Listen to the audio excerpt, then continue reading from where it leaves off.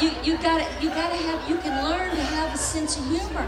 You want to hang around funny people, but the business is challenging, and it's not for sissies. You got to be courageous. You got to be brave to do this. You got to just open your kimono to the world and say, well, not literally, I mean,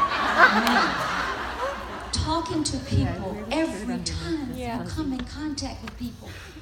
You talk about the amazing belief you have in them. You know, you're going to go to the top. You know what I see? We saw a little girl last night at the dinner meeting that had used your fantastic product. She tried everything. And she had very bad acne. And she was so self-conscious. She would hardly look up. You know, you can imagine, she just was so self-conscious. And she's used your product. And you should have seen how beautiful her skin looked. It was amazing to me to see the transformation, because she kind of walks a little bit more with the swagger now. She's kind of got a little bit more confidence. She feels better about herself. How dare you not talk to people? I mean, you don't go up and say, you know, you're all messed up on your face. Your face is really nice. We need to work on you. This is an emergency meeting. Oh my God. How did you get this bad looking? You don't do that. You do this with love, and it's about you. You know, I have this problem and that problem, and you know what? It's amazing. It's all about you. You talk about your challenges with this, because you have them. We all have them, whether it's wanting to lose weight, wanting to be stronger, more nutrition, and all the things you're doing with health and nutrition. It compliment you is wonderful, because you got your health, you got everything. I mean, it puts it all in perspective, doesn't it? And you're focused on that. But there's got to be something that is important to you. Okay, I've got to get to my notes, because I've worked on this. Okay, someone in the back of the room when I was talking says, what do you really think people need? Belief. How can you not believe in this? How can you not believe? I mean, you have 2 ears, you have your eyes, you can look around, you can hear, you can see. The power of this business for you, how valuable it is. A neighbor and a dear friend and a mentor of mine was Irma Bombeck, famous for At Wit's End, syndicated columnist, largest in the country. And Irma Bombeck taught me such a lesson that has given me courage. She got a $14 million advance on her last book. I read about it in the paper, and I called her. But by the way, I've never been jealous of my friends outdoing me. Women, I could give you a real lesson on this. And by the way, every mentor wants their mentee to outdo them. You got somebody in your success line that is absolutely kicking it.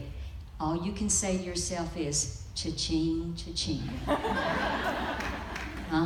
Cha-ching, cha-ching. It's like you go to a school play and your kid is in the play, you don't sit there and say, well, she can sing better than I can. She looks better than I did at that age. She's smarter. No, you're saying, you go, girl, you go. See, I looked at everybody as part of my family. Do you ever resent your family doing good? You are applauding and cheering them on. So I'm doing a little, check-up here, make sure that you understand that anybody that you have touched in this business. But Irma was just a superstar, and I have a whole album of notes that she sent me, and I'm reorganizing all of my memorabilia, and I just sobbed and read things that she had said to me. She was at that time getting $25,000 a speech, and I wasn't getting quite that much for speaking. And so I called her, and I knew she had to turn down about 7 a day. I said, those $25,000 speeches, you can't do, Irma. Glad to help you out. She put me right in my place. She says, Rita, they're wanting someone that is a known name and a celebrity that has accomplished something that gets their attention. And I said, so you're saying I'm not that good? Well, you want to go out and do something so that they would want to hear what you had to say. people up here on this podium, look what they've done, and you want to hear what they have to say. And what she said in a nice, kind way is do something. Make something out of yourself, Rita, and then they will come. They will ask you. So when she got the $14 million advance, I called and I said, I'm so proud of you, Irma. What does it feel like? What if I could give you one idea today that would be worth $14 million to you and your family? Because I'm going to give you more than one. And it will be worth more than $14 million to you if you use it. If you use it. So it's nothing I say. I can just stand up and talk for. I have 12 hours of internalized material right here.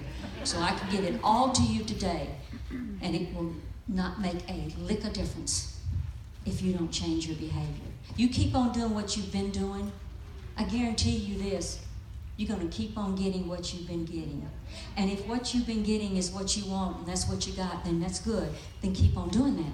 But if you decide today, get out a little mirror and look at it and say, up until now. Some of you didn't hear this up until now. Some of you have never heard any of this before. I didn't know. But up until now, I may be in a position to save my family's life. As Captain Sully saved almost 200 people's lives. But he prepared for that time. So I said, Irma, what does it feel like? I'll never forget what she said.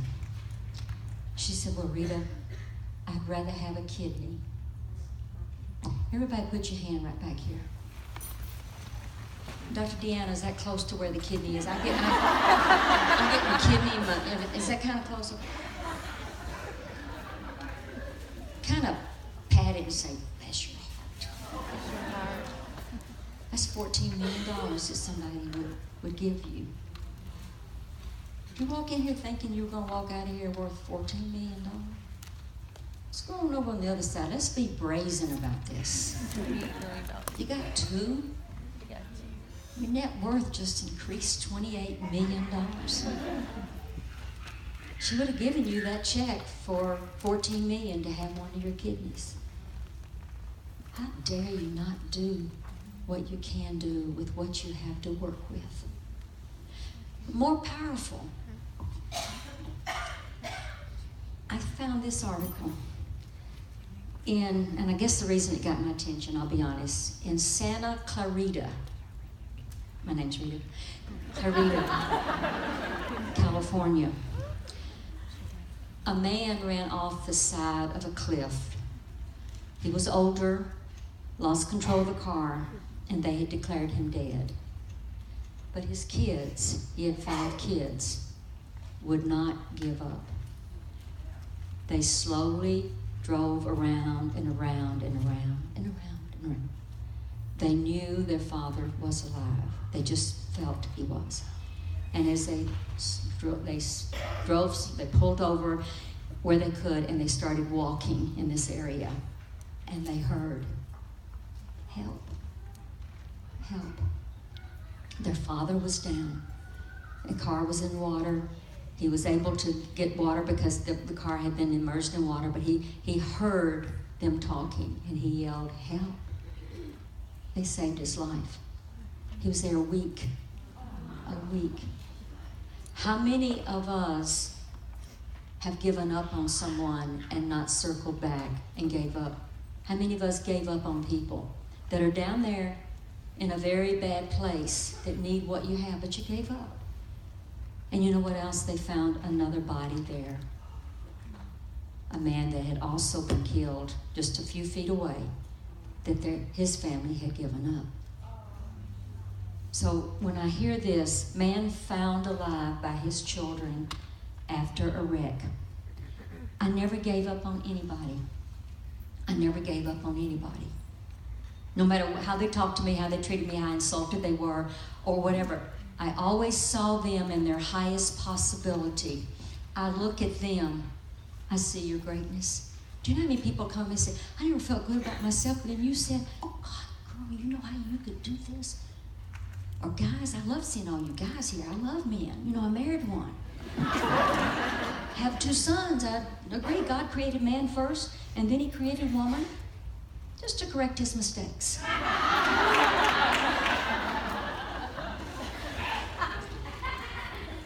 My husband says he did it like this because he didn't want a lot of suggestions.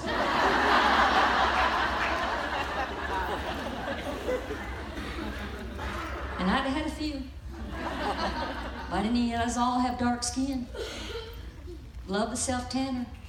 I'm in the middle of it. I get on a phone call and I forget where I left off.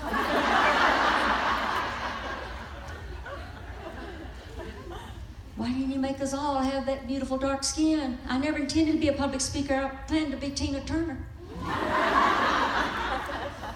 But God, in His infinite wisdom, knew I would have killed Ike.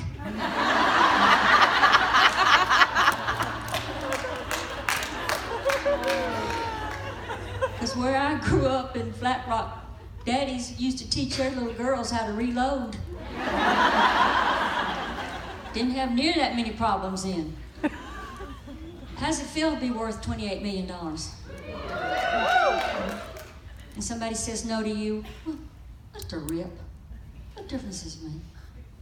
And to learn the power of worrying about that, it paralyzes you, doesn't it? It paralyzes you. Most people quit after the first no. Did you know that? After the first no. All I did was laugh harder. Because I'm going to be doing so good. I'm going to be making so much money. I'm going to be making a difference in people's life. Not just make a living. Anybody can pretty much make a living. You got your help. I said that. But I'm going to make a difference in somebody's life.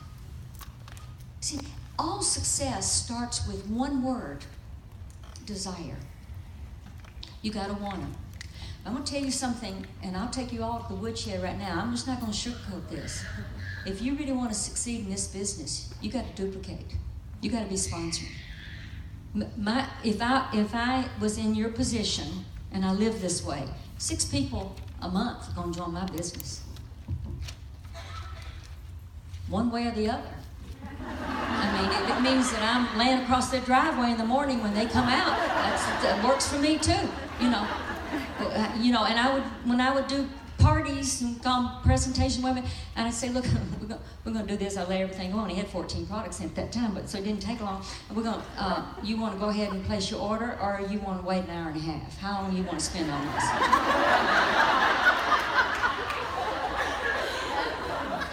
And I'm not going anywhere till you order this product, because I care about you. And you can cure a lot of things, but you can't cure ugly if you don't use this product. I make it funny. I mean, they weren't particularly ugly, you know what I'm saying, but I start making them, And you throw your body against the door, so nobody leaves till you order. How do you want to do this? And my first party, Cheryl, nobody showed up. I had fixed hors d'oeuvres. I had the candles lit. You'd think Martha Stewart lived there. I had everything perfect. Not a single friend, showed up. Heartbreaking. How many of you would have packed your little kid up and said, well, that's it. This stuff doesn't work.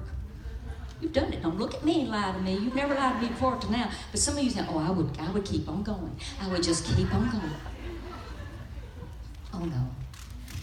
I called each one of them. I said, I am so sorry about the parking problems. I know you couldn't get in.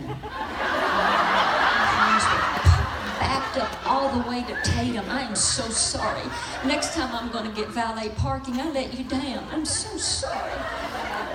So we ran out of food, and I said, I'm just embarrassed that I didn't have any idea how people would be so excited and want to buy this product. That's what I did. But that night, it was pretty challenging. I set the pillows up in my living room as if they were all there. I did my entire presentation.